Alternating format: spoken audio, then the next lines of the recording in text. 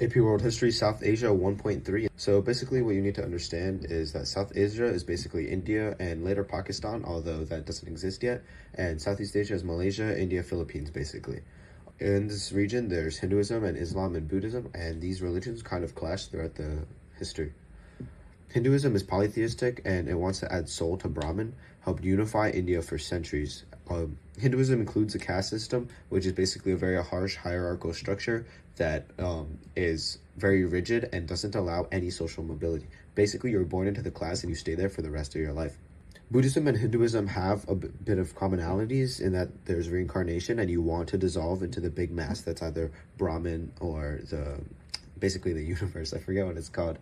But Buddhism was waning in India because of the differences. Hinduism, of course, had the caste and it was an ethnic religion, and Buddhism emphasized equality and spread easily to the lower classes, of course, because it emphasized equality and beneficial things to them.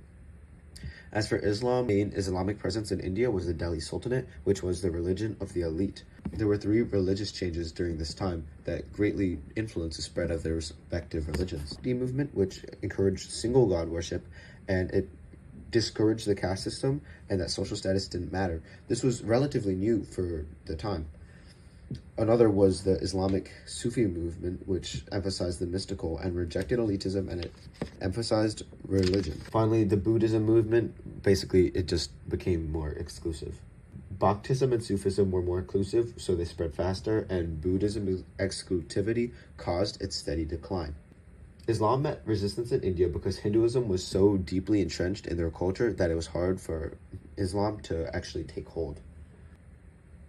So for the Srivijaya Empire, it was Buddhist but heavily influenced by Hinduism, and it controlled the Malacca Strait, kind of down near Indonesia is the best way for me to describe it, and it was an important entrance to the Indian Ocean. This allowed it to get rich off of taxing the ships that had to go through the Malacca Strait, and basically it was a sea-based economy.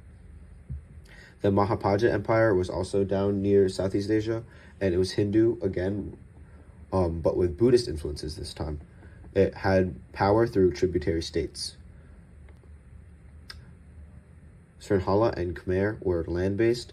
Khmer created the Angkor Wat, which was a Hindu symbol, Hindu religious symbol, but later when they converted to Buddhism, the Angkor Wat was also converted. This is known as syncretism, which is to say that both religions coexisted in one space and they kind of share that space.